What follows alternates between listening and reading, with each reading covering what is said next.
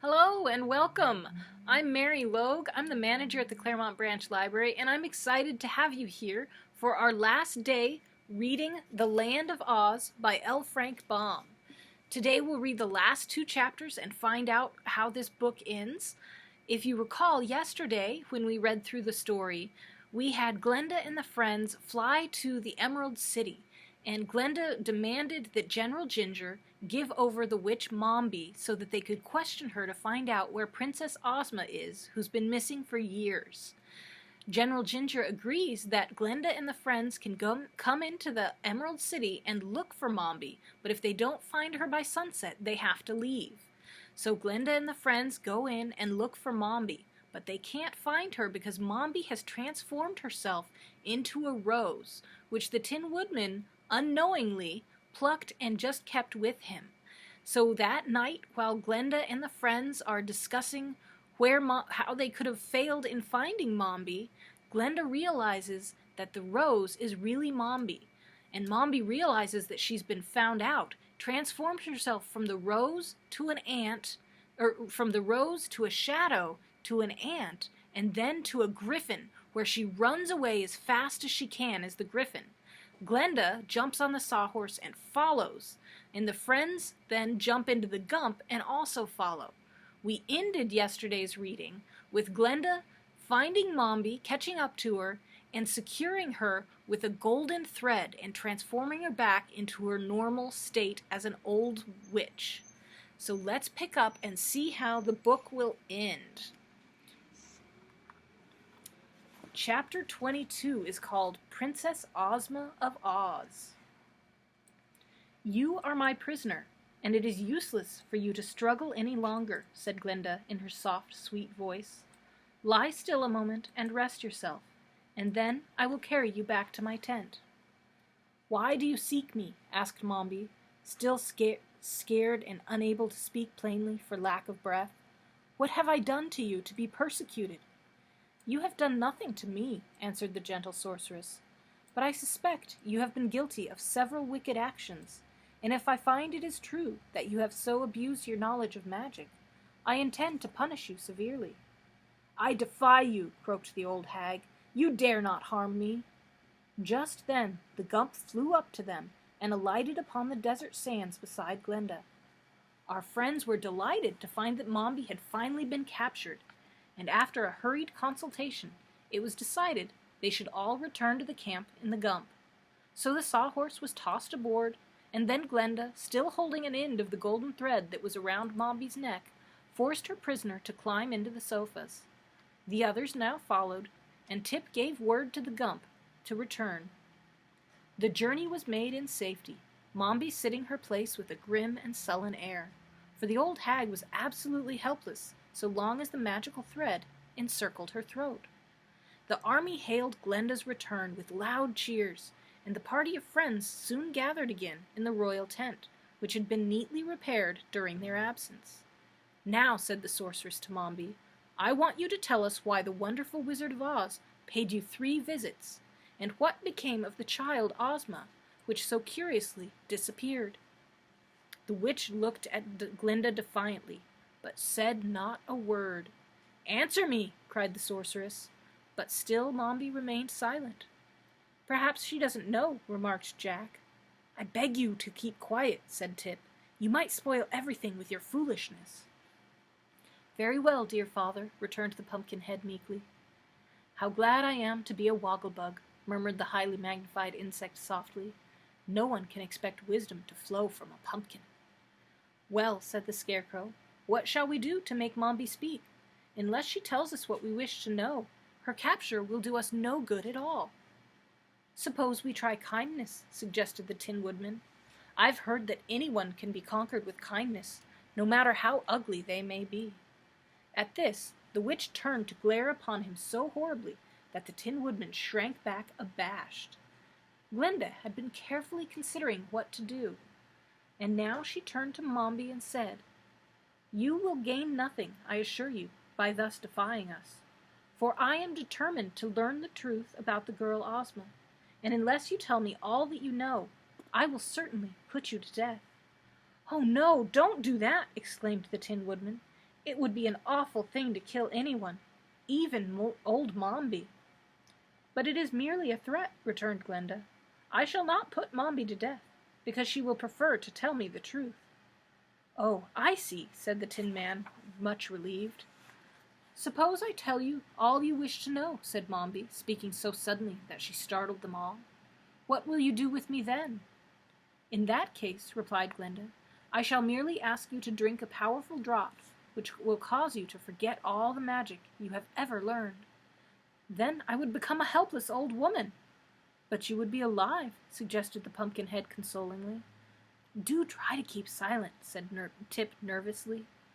I'll try, responded Jack, but you will admit that it's a good thing to be alive. Especially if one happens to be thoroughly educated, added the Wogglebug, nodding approval. You may make your choice, Glinda said to old Mombi, between death, if you remain silent, and the loss of your magical powers, if you tell me the truth. But I think you will prefer to live. Mombi cast an uneasy glance at the sorceress, and saw that she was in earnest, and not to be trifled with. So she replied slowly, I will answer your questions. That is what I expected, said Glenda pleasantly. You have chosen wisely, I assure you. Then she motioned to one of her captains, who brought her a beautiful golden casket. From this the sorceress drew an immense white pearl, attached to a slender chain, which she placed around her neck in such a way that the pearl rested upon her bosom, directly over her heart. Now, said she, I will ask my first question. Why did the wizard pay you 3 visits? Because I would not come to him, answered Mombi. That is no answer, said Glinda sternly. Tell me the truth. Well, returned Mombi with downcast eyes, he visited me to learn the way I make tea biscuits. Look up, commanded the sorceress. Mombi obeyed. What is the color of my pearl? Demanded Glinda. Why, it's black, replied the old witch in a tone of wonder. Then you have told me a falsehood, cried Glinda angrily. Only when the truth is spoken will my magical pearl remain a pure white in color. Mombi now saw it was useless to try to deceive the sorceress, so she said, meanwhile scowling at her defeat, The wizard brought me the girl Ozma, who was then no more than a baby, and begged me to conceal the child. That is what I thought, declared Glinda calmly. What did he give you for thus serving him? He taught me all the magical tricks he knew.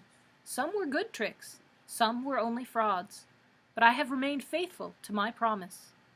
What did you do with the girl? Asked Glinda, and at this question everyone bent forward and listened eagerly for the reply. I enchanted her, answered Mombi. In what way? I transformed her into what? Demanded Glinda, as the witch hesitated. Into a boy, said Mombi in a low tone. A boy, echoed every voice. And then, because they knew that this old woman had reared Tip from childhood, all eyes were turned to where the boy stood. Yes, said the old witch, nodding her head. That is Princess Ozma, the child brought to me by the wizard who stole her father's throne. That is the rightful ruler of the Emerald City, and she pointed her long, bony finger straight at the boy. I, cried Tip in amazement. Why, I'm no Princess Ozma. I'm not a girl. Glinda smiled, and going to Tip, she took his small brown hand with her dainty white one. You are not a girl just now, she said gently, because Mombi transformed you into a boy. But you were born a girl, and also a princess, so you must resume your proper form, that you may become queen of the Emerald City. Oh, let Ginger be the queen, exclaimed Tip, ready to cry. I want to stay a boy, and travel with the Scarecrow, and the Tin Woodman, and the Wogglebug, and Jack, yes, and my friend the Sawhorse, and the Gump. I don't want to be a girl. Never mind, old chap, said the Tin Woodman soothingly. It don't hurt to be a girl, I'm told, and we will all remain your faithful friends just the same. And, to be honest with you, I've always considered girls nicer than boys. They're just as nice, anyway, added the Scarecrow, patting Tip affectionately upon the head. And they are equally good students, proclaimed the Wogglebug. I should like to become your tutor, when you are transformed into a girl again." "But see here," said Jack Pumpkinhead with a gasp. "If you become a girl, you can't be my dear father any more." "No," answered Tip, laughing in spite of his anxiety, "and I shall not be sorry to escape the relationship." Then he added hesitatingly, as he turned to Glinda, "I might try it for a while, just to see how it seems, you know. But if I don't like being a girl, you must promise to change me into a boy again." "Really," said the sorceress, "that is beyond my magic. I never deal in transformations, for they are not honest, and no respectable sorceress likes to make things appear to be what they are not.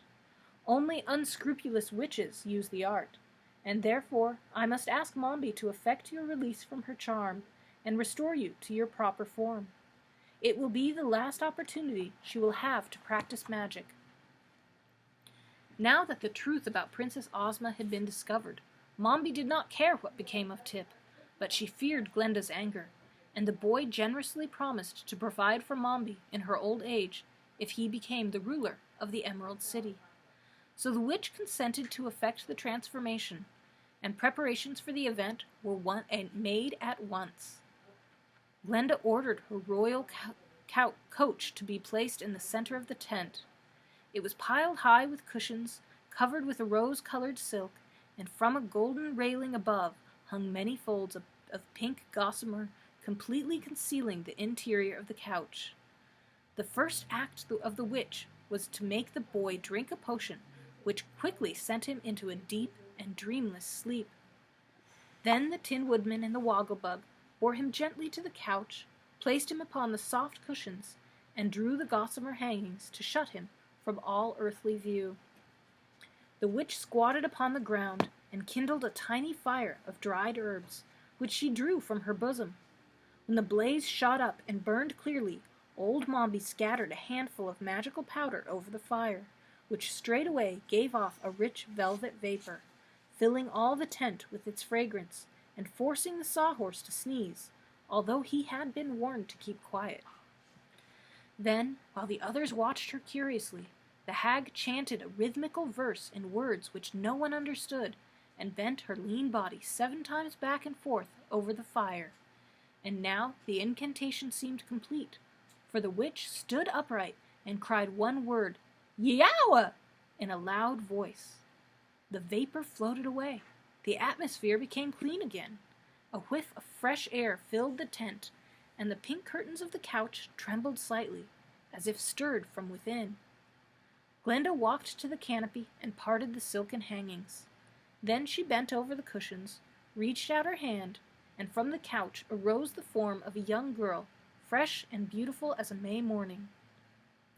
Her eyes sparkled as 2 diamonds, and her lips were tinted like a tourmaline, and all adown her back floated tresses of ruddy gold, with a slender jeweled circlet confining them at the brow. Her robes of silken gauze floated around her like a cloud, and dainty satin slippers shod her feet. At this exquisite vision, Tip's old comrades stared in wonder for the space of a full minute, and then every head bent low in honest admiration of the lovely Princess Ozma. The girl herself cast one look into Glinda's bright face, which glowed with pleasure and satisfaction, and then turned upon the others. Speaking the words with sweet diffidence, she said, "I hope none of you will care less for me than you did before. I'm just the same Tip, you know, only you're different," said the Pumpkinhead, and everyone thought it was the wisest speech he had ever made. Chapter 24, the last chapter, The Riches of Content. When the wonderful tidings reached the ears of Queen Ginger, how Mombi the Witch had been captured, how she had confessed her crime to Glinda, and how the long-lost Princess Ozma had been discovered in no less a personage than the boy Tip, she wept real tears of grief and despair. "To think," she moaned, "that after having ruled as queen and lived in a palace, I must go back to scrubbing floors and churning butter again? It is too horrible to think of. I will never consent." So when her soldiers, who spent most of their time making fudge in the palace kitchens, counseled Ginger to resist, she listened to their foolish prattle and sent a sharp defiance to Glinda the Good and the Princess Ozma. The result was a declaration of war, and the very next day Glinda marched upon the Emerald City with pennants flying and bands playing, and a forest of shining spears sparkling brightly beneath the sun's rays. But when it came to the walls, this brave assembly made a sudden halt, for Ginger had closed and barred every gateway, and the walls of the Emerald City were builded high and thick with many blocks of green marble. Finding her advance thus baffled, Glinda bent her brows in deep thought, while the Wogglebug said, in his most positive tone, "We must lay siege to the city and starve it into submission. It is the only thing we can do." "Not so," answered the Scarecrow. "We still have the Gump, and the Gump can still fly." The sorceress turned quickly at this speech, and her face now wore a bright smile. "You are right," she exclaimed, "and certainly have reason to be proud of your brains. Let us go to the Gump at once." So they passed through the ranks of the army until they came to the place near the Scarecrow's tent where the Gump lay. Glinda and the Princess Ozma mounted first and sat upon the sofas. Then the Scarecrow and his friends climbed aboard, and still there was room for a captain and 3 soldiers, which Glinda considered sufficient for a guard. Now at a word from the princess, the queer thing they had called the Gump flopped his palm-leaf wings and rose into the air, carrying the party of adventurers high above the walls. They hovered over the palace, and soon perceived Ginger reclining in a hammock in the courtyard, where she was comfortably reading a novel with a green cover and eating green chocolates, confident that the walls would protect her from her enemies. Obeying a quick command, the Gump alighted safely in this very courtyard, and before Ginger had time to do more than scream, the captain and 3 soldiers leapt out and made the former queen a prisoner, locking strong chains upon both her wrists. That actually really ended the war, for the army of revolt submitted as soon as they knew Ginger to be a captive, and the captain marched in safety through the streets and up to the gates of the city, which she threw wide open. Then the bands played their most stirring music, while Glinda's army marched into the city, and the heralds proclaimed the conquest of the audacious Ginger and the accession of the beautiful Princess Ozma to the throne of her royal ancestors. At once the men of the Emerald City cast off their aprons, and it is said that the women were so tired of eating their husbands' cooking that they all hailed the conquest of Ginger with joy. Certain it is that, rushing one and all to the kitchens of their houses, the good wives prepared so delicious a feast for the weary men that harmony was immediately restored in every family. Ozma's first act was to oblige the army of revolt to return to her every emerald and other stolen gem from the public streets and buildings, and so great was the number of precious stones picked from their settings by these vain girls that every one of the royal jewelers worked steadily for more than a month to replace them in their settings. Meantime, the army of revolt was disbanded, and the girls sent home to their mothers. On promise of good behavior, Ginger was likewise released. Ozma made the loveliest queen the Emerald City had ever known, and although she was so young and inexperienced, she ruled her people with wisdom and justice. For Glinda the Good gave her advice on all occasions, and the Wogglebug, who was appointed to the important post of public educator, was quite helpful to Ozma when her royal duties grew perplexing. The girl, in her gratitude to the Gump for its services, offered the creature any reward it might name. "Then," replied the Gump, "please take me to pieces. I did not wish to be brought to life, and I am greatly ashamed of my conglomerate personality. Once I was a monarch of the forest, as my antlers fully prove, but now, in my present upholstered condition of servitude, I am compelled to fly through the air, my legs being of no use to me whatever. Therefore, I beg to be dispersed." So Ozma ordered the Gump taken apart. The antlered head was again hung over the mantelpiece in the hall, and the sofas were untied and placed in the reception parlors. The broom tail resumed its accustomed duties in the kitchen, and finally the Scarecrow replaced all the clotheslines and ropes on the pegs from which he had taken them on the eventful day when the thing was constructed. You might think that that was the end of the Gump, and so it was, as a flying machine. But the head over the mantelpiece continued to talk whenever it took notion to do so, and it frequently startled, with its abrupt questions, the people who waited in the hall for an audience with the Queen. The sawhorse, being Ozma's personal property, was tenderly cared for, and often she rode the queer creature along the streets of the Emerald City. She had its wooden legs shod with gold to keep them from wearing out, and the tinkle of these golden shoes upon the pavement always filled the Queen's subjects with awe as they thought upon this evidence of her magical powers. The wonderful wizard was never so wonderful as Queen Ozma, the people said to one another in whispers, for he claimed to do many things he could not do, whereas our new Queen does many things no one would ever expect her to accomplish. Jack Pumpkinhead remained with Ozma to the end of his days, and he did not spoil as soon as he had feared, although he was always remained as stupid as ever. The Wogglebug tried to teach him several arts and sciences, but Jack was so poor a student that any attempt to educate him was soon abandoned. After Glinda's army had marched back home, and the peace was restored to the Emerald City, the Tin Woodman announced his intention to return to his own kingdom of the Winkies.